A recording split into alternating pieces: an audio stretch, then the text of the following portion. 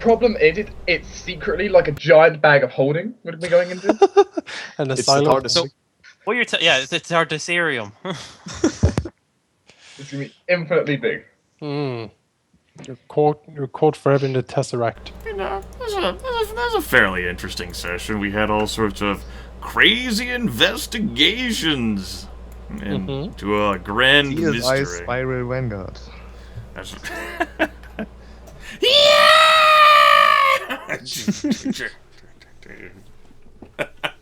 Sadly, guys, I can't stay for the band, I'm afraid. Work in 6 hours. Alright. Pleasure playing with you. Yep, good night, Griff. Niagara. I mean, I'm not exactly sure what my favorite part of the session ended up being. You guys have any ideas for what your favorites were during the session? My favorite part was disconnecting. Part. Mine was actually hitting with my daily and people actually being able to see it. That makes a change. You know, both me hitting and... Yeah. So actually, in honesty, my best bit would have been... I actually kind of enjoyed the CSI kind of bit. So that might be because I'm just a CSI fan. So, what can you do? How some of your powers work, some of your powers don't display.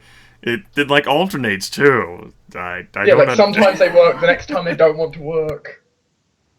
It really is a mystery. Yeah, I haven't showed off my daily power yet. I'll do that upstairs. Internet friends, if you have any idea why his powers might not always be displaying on this framework, put it in the comments below. Yes. You win the grand prize of nothing.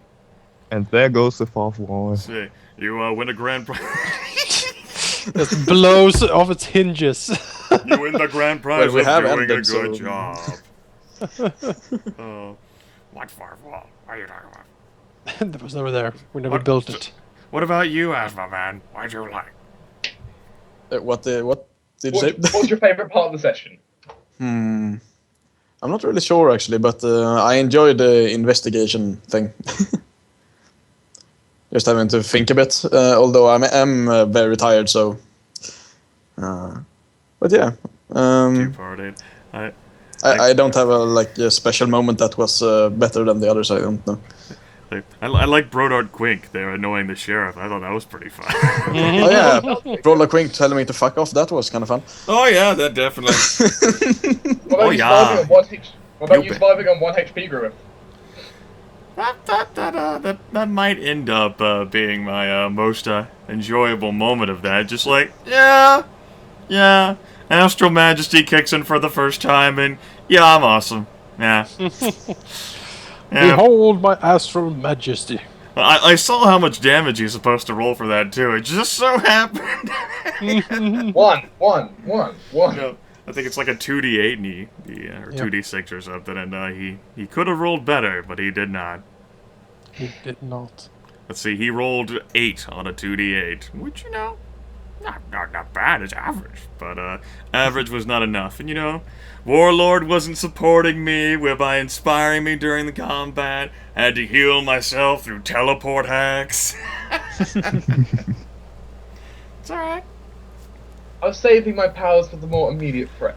It's unfortunate that I didn't have all sorts of fun friends to gather around to use the visions of avarice. I was left with a super high will guy, but I wanted to see if I could... You did kind of evaporate all the remaining friends. I definitely did expose them to the power of radiance. That was most certainly a thing. Yeah, I just enjoy seeing on my screen just like, okay, 1's dead, 2's dead, 3. Okay, really, you're gonna kill all of them? I was like, well, so much for Phantom Chasm. Well, Phantom Chasm had its great uses, too. That was a much better use than down there. There's abominations, because there was grouped up enemies at a choke point, everyone. Oh my god! And you didn't hit me, which was nice. Yeah, that was nice, yeah. Not for lack of trying, though. God damn you, Grimith. Definitely tried. I mean, if I could have traded, being able to hit you for being able to hit the Necromancer, I totally would have accepted it. No questions asked. But ideally, you wanted to hit both.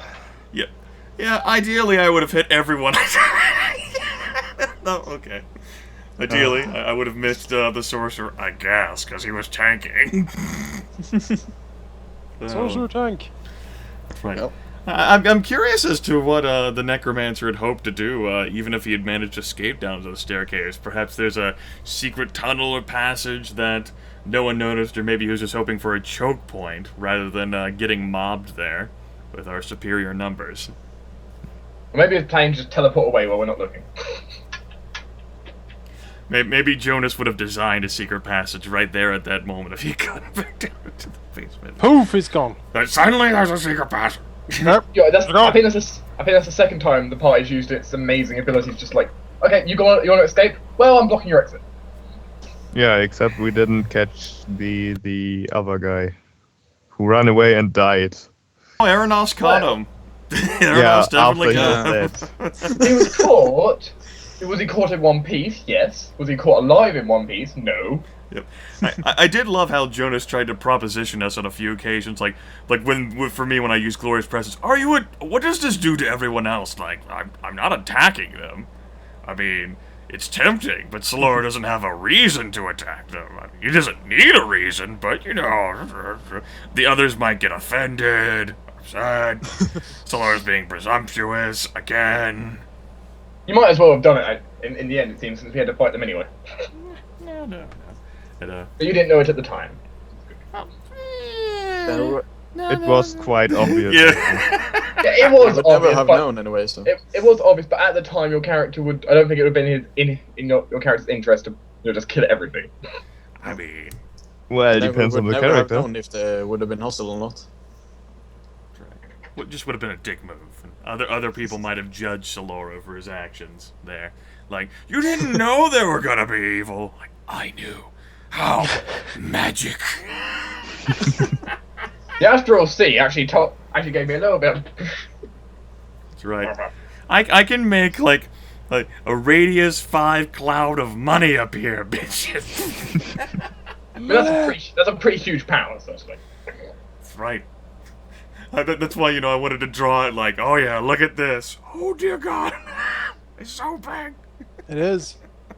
So big and so shiny. Oh yes. Treasure everywhere. You should see what happens when that happens on Alvin.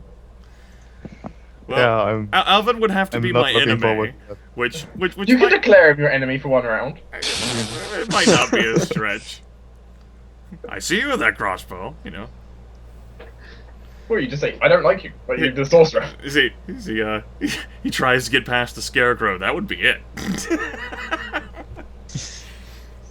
Wait, what's that scarecrow doing? Nope, that means you're my enemy now. Wait, what? I need cover! Oh, prezes. Right, thing is, if you do decide to attack me, if I get one good shot, I might just one-shot you. Oh, really? Assuming I get sneak attack damage. Yes. Well, if I get one good shot... You'll be immobilized, prone. Dazed. Yeah, do your bullshit. Let's not fight each other. That's right. Let's be friends. That's right. We're so weak as individual characters. We're not one of the boss monsters with high defenses and everything and super powerful attacks. We're just weak player characters who could easily take each other out if we so wished. Because we trust each other, kind of, and that's really dumb. Don't trust anyone. That's why I have a scarecrow. I don't trust the wizard. I made a mistake. I actually have 4 healing potions. That's good. You can revive me 4 times I go down. Really? I mean, considering how badly Aranos keeps failing, it's fucking arcane checks, and I'm much like, oh, that sounds right, bro. I still don't Really? trust him, like... Trained person? Racial? Just like, the racial's beating the train? Really? It's going well. Aranos is just, he's not the sharpest knife in the drawer, man, No.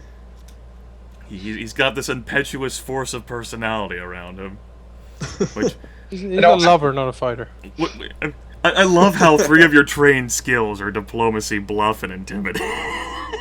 Yep. I I think he recently trained the actual the. Yeah, I retrained. I had dungeoneering at first, but I changed it to diplomacy instead. That makes sense, seeing as how both I and Roldar have that. Yeah, exactly. And But now there's like 3 people in the party now who are like decent in diplomacy. yeah, plus 14 is really nice. It's like, I mean, Yeah, it definitely beats mine. you're able to make those skill checks as part of like skill challenges. I can't do skill challenges with I just have that one solid impact right there. Like, well, you see what happened. And like everyone believes you and walks away. It's like, yeah, I'm scared. Yeah, totally. I'll say another root word. I'll fucking do it. No, don't do it. You see this bird feather? I'm gonna rip it in half before your eyes. No. Oh, the horrors. And when I do, your hair will stand on end. What? No. No. But I don't have any. You have hair. What? Oh shit, I do have hair. Where'd that come from? How'd you give me that? Help! I'm going insane! I'm not the one who made the power. It's an arcane skill utility. Anyone who has Arcana training can pick it up. And just replace it with their level 2 utility power. For me, it would be very non-useful though. You know, it's just courtesy of the fact that I'm a wizard, I get to prepare 1 of 2 daily or utility spells from each section per day, so that's why sometimes you see me use shield. And for a non-combat situation, I had arcane mutterings prepared. Is shield a daily? No, shield and arcane mutterings are both encounters, but they take up the same level 2 utility slot, so I can only have one or the other memorized at the same time. Yeah, I see. Yeah, shield is definitely encounter, though. Yeah, I will get the utility power next level that is like a better version of your shield, basically.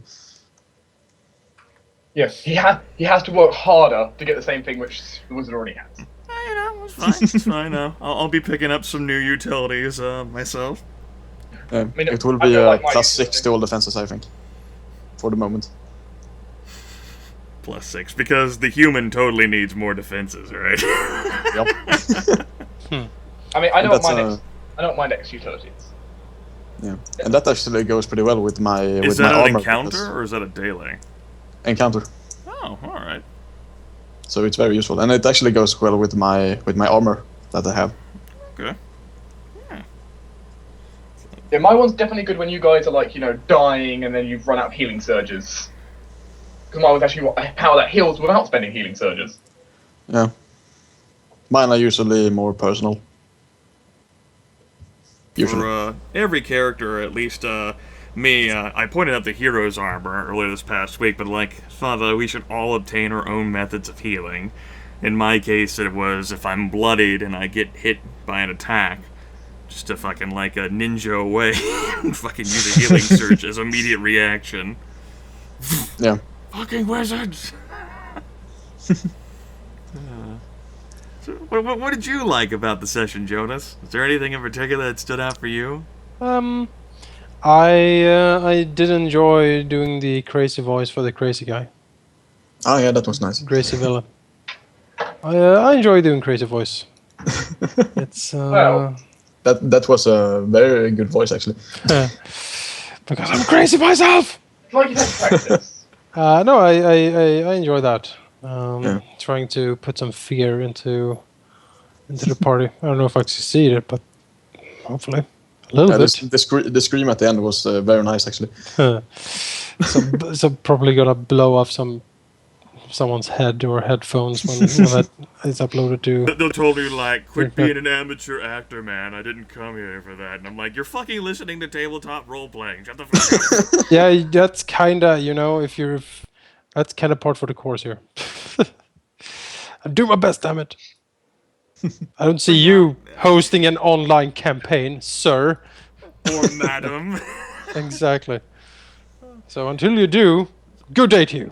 How'd you feel about how we tried to resolve the problems? Did you think there was anything we were being obtuse about, or No, not really. You're methodical, trying to follow up on the leads as you get them, and so far has been doing a good job, I think. You do get in this sort of a lot of names and places and things, and it might be good to sort of keep those in mind for the next part, so to speak. Yeah. I'm definitely gonna watch the session again, I think. Sure. So you can actually sort of remember all the information you managed to gather. Well, I just won't upload any of it until like Sunday. God damn You must watch all these hours of D&D.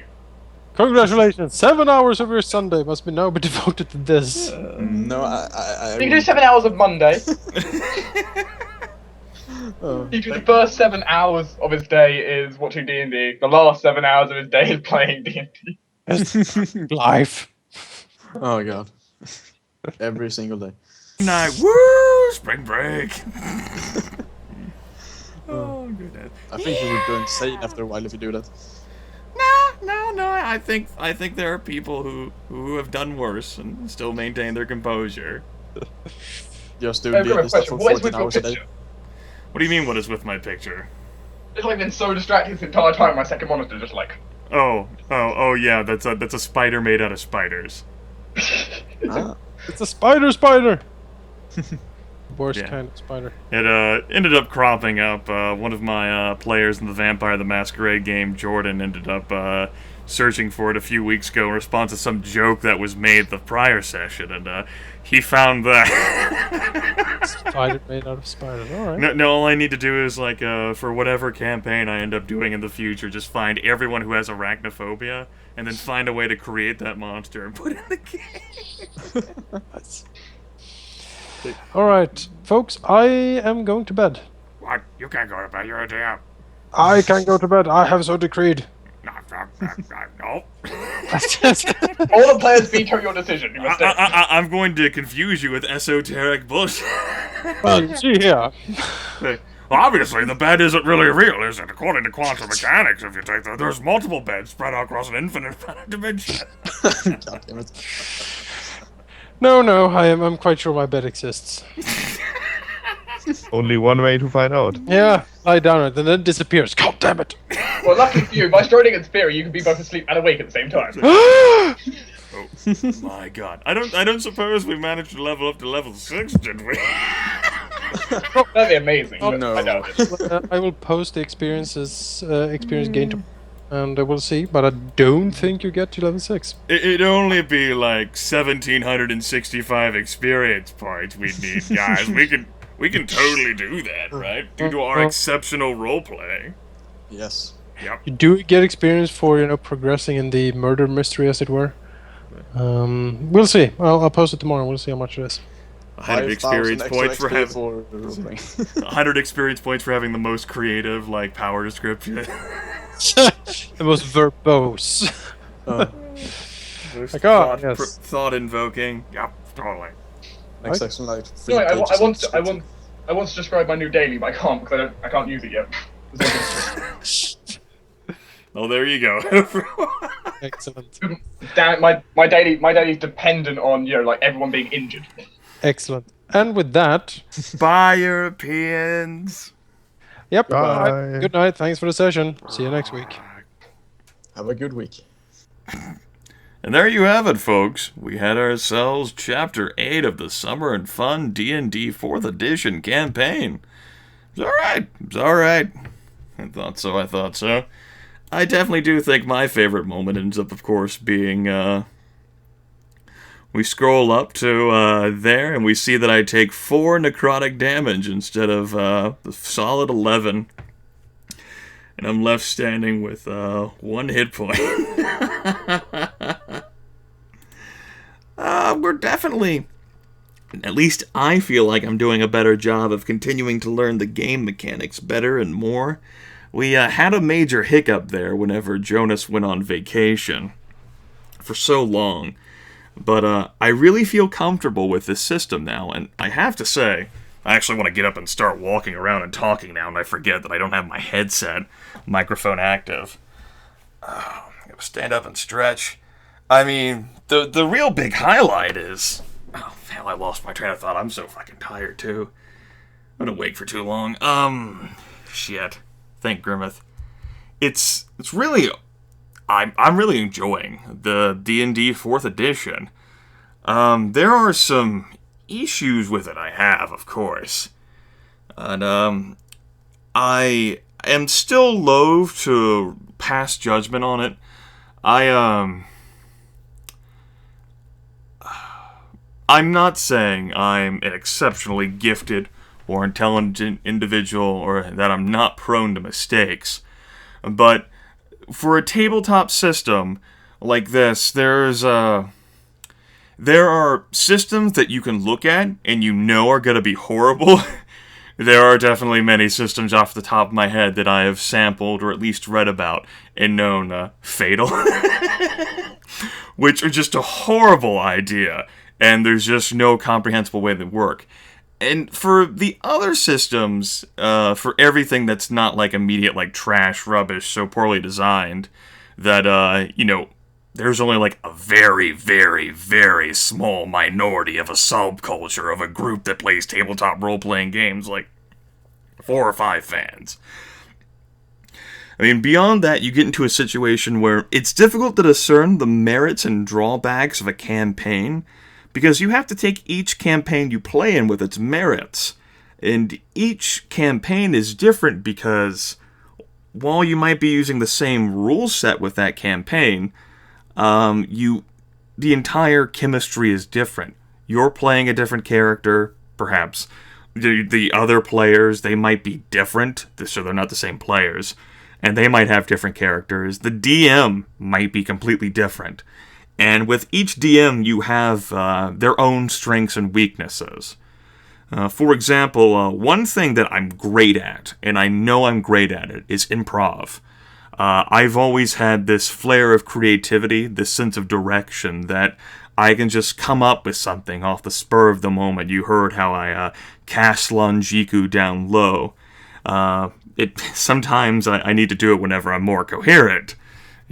Say, for example, right now is not a good time for my improvisational skills, but I can readily roll with the punches, both as a player and as a storyteller. There are times where I'm just like flabbergasted, I'm flummoxed, baffled, dazzled.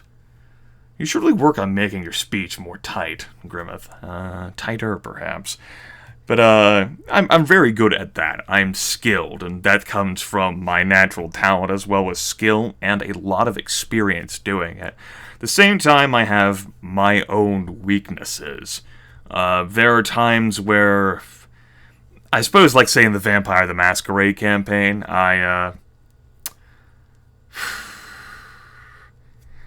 like there's information a character should know in character, and that I assume, or perhaps I figure is reasonable enough, but that isn't actually getting conveyed or expressed properly.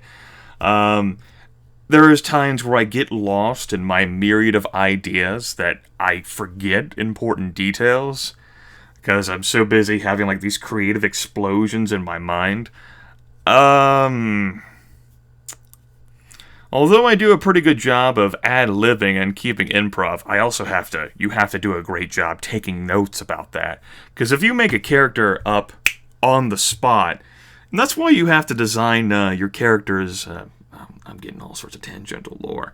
I always try to give every sort of NPC at least one memorable attribute, so that when I have to recreate them, if I ever do, I'll be able to remember that attribute. Note-taking, as well as experience, can definitely help with that as well. The 4th edition campaign stuff, I'm enjoying it so far.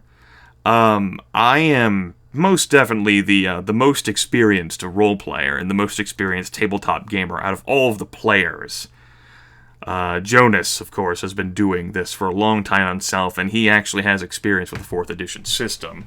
Whereas for S&W, this is his first time. Griff, this is his first time playing 4E. I think that's true for DDS and Gogor as well. And, of course, my own.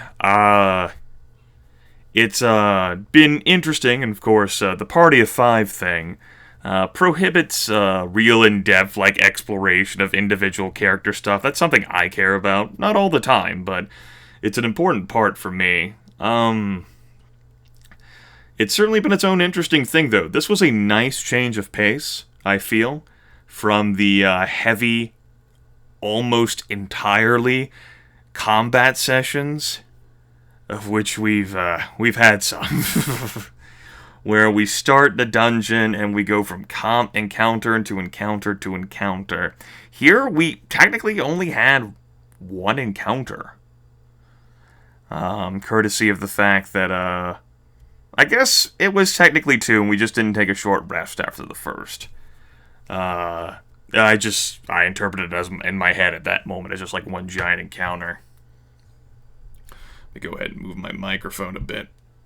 Readjusting my computer desk. I don't know how loud that's going to come across as. I'm still learning this thing after 1 week of using it now. Yeah. Definitely, the investigative aspects, I'm getting a better sense of what my skills do. I'm also getting a better sense of, how weak my defenses are. I definitely plan on taking a feat to, multiple feats, to shore up defenses, for both armor class and, of course, for fortitude, reflex, and will. I have those in mind already, it's just a matter of getting to those levels. I'm also not sure in which order I want to take the feats, either.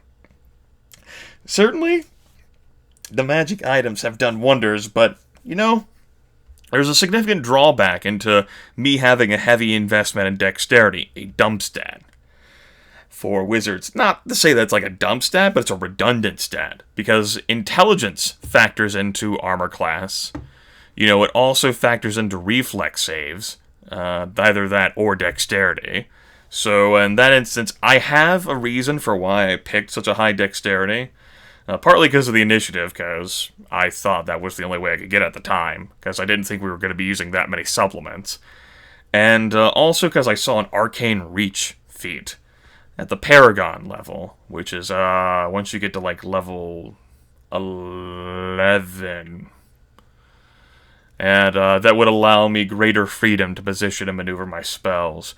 Whether or not I advance my defenses, though, we'll have to see. It was either that or picking up a superior orb training, which would give me even greater accuracy with my will attacks, which, as you've seen, is almost all of them except for Thunderwave. And that does put me at a disadvantage against characters with strong will saves. Just that Necromancer, and now you gotta think about, like, if he didn't have any magic shit on him, except for, the book, which seemed special because it was a spell book, that means that he had, like, a will of, 22, 23, I think? And that was all him. Which, isn't impossible. He was probably human. Might have built himself like that, and obviously, fucking monsters have all the freedom in the world. That is certainly something I'm noticing, where it always feels like all the people we fight have like 4 strong defenses. That's not true, of course. It just like feels like it. Like every character we fight, like the major characters, have 4 strong defenses to prevent them from being overwhelmed versus an entire party. That guy wasn't alone, though. He had 2 decent, respectable tieflings, each of which had a huge chunk of health themselves. The zombies, though, of course, fucking irradiant damaged their asses, and I'm pretty sure those guys were just minions, or really weaklings. Anything else I needed to cover? Deep speech and primordial haven't come into question for me yet. Unfortunate, but really I can handle any language I come across. I was actually thinking of buying some glasses that would allow me to read any language straight up without having to use comprehend languages, but those are like 520 gold pieces. I'm like, I'm going to have to do 52 castings of comprehend language in order for that to match the gold price cost, and as for the time cost, if I could spare it, it's not a big deal. Besides, I thought the other items I purchased were more useful, and most certainly, without any question, Robe of Contingency Cloth definitely played a major factor. And the Resplendent Gloves, such a beautiful item. Such a beautiful item to grant me combat advantage as well as give me 2 extra points of damage on all of my wheel attacks? Oh, man. Is there anything else I need to talk about? Visions of Avarice, of course. I only ended up being able to use it against one individual. Phantom Chasm, very useful. I enjoyed that. Color Spray, it definitely did its job. I have no problems. It could have hit better, but I'll take it. Inglorious Presence was pretty fun for what it was. It, you know, I didn't know exactly how hard that monster was going to be. I was thinking, you know, what if these are like our only fight? And he's like a super powerful mob with like fucking 180 hit points or some shit like that. Arcane Mutterings, I mean, that was pretty goddamn fun, wasn't it? It takes up the spot that I have reserved for shield, but oh man. And when I get to level 6, I'm definitely going to have 2 other utility powers. One which focuses on a combat aspect, and one which focuses on a non-combat aspect. I already know what those are, but I'm not going to talk about them or mention them just yet. Other than the fact that I know what they are. Winged Horde, fun as hell. Especially with my resplendent gloves. Thunder Wave, I didn't actually use it this session. I was thinking about it with the positioning, but once I'd gotten hit like that, I decided to just fucking teleport, like the hell with it. Roldar's back here. He can help Erevan deal with it.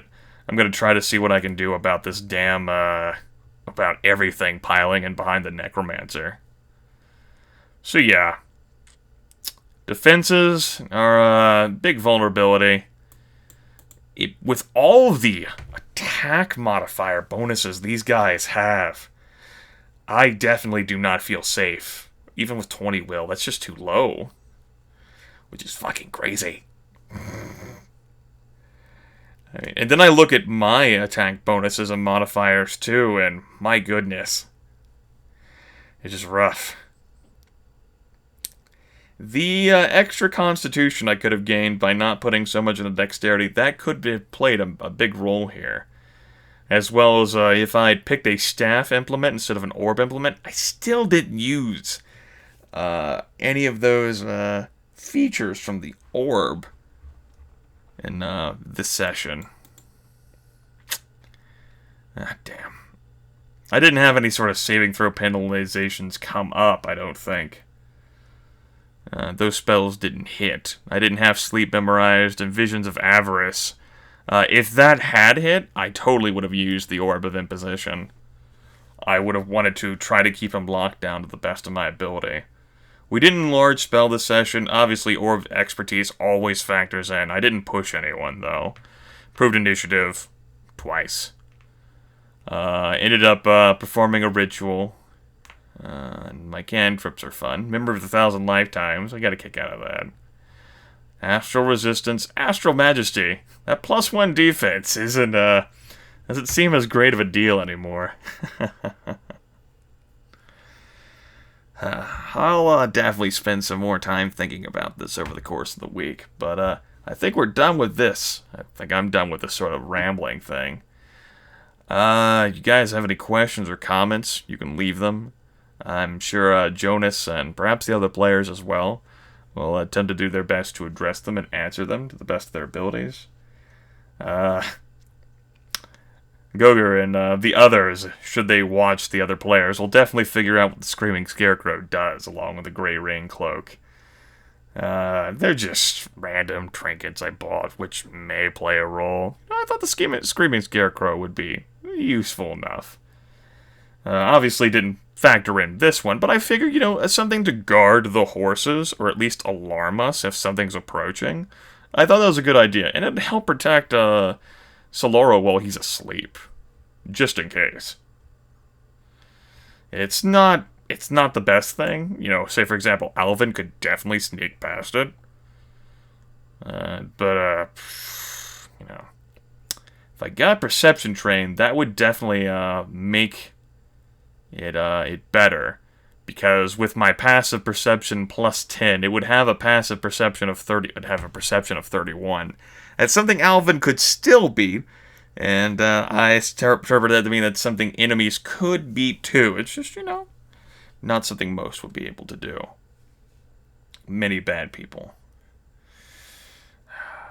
Something I always end up thinking about these games is how to protect myself. What sort of things can I do to remove my vulnerabilities?